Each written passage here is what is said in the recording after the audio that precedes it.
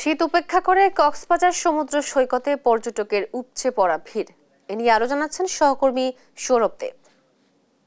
সমুদ্র সৈকতের সুগন্ধা পয়েন্টে আমার ঠিক পেছনে এখন সাগরের নীল জলরাশির সাথে হাজার হাজার পর্যটক সমবেত হয়ে সমুদ্র স্নান করছেন এবং এর মধ্য দিয়েই আসলে বোঝা যায় বছরের একদম শুরুর সময় এটি।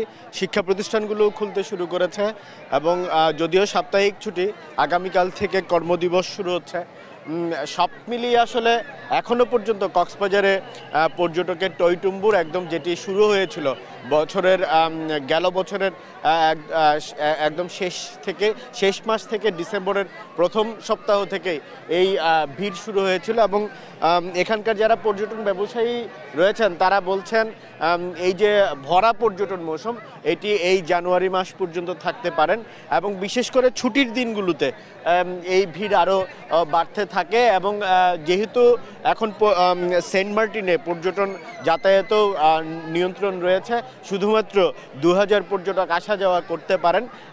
তার প্রেক্ষিতে আসলে সেই পর্যটকের চাপটি কক্সবাজার সমুদ্র সৈকত ঘিরে আসলে পড়েছে।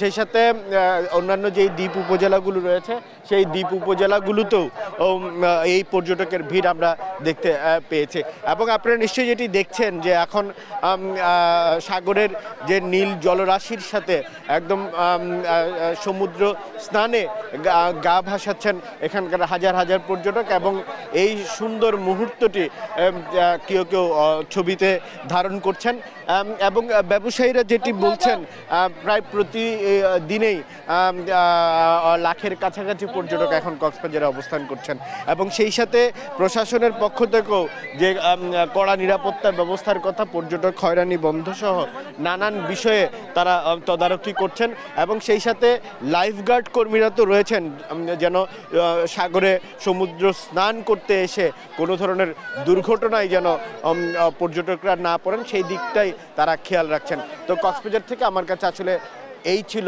সর্বশেষ।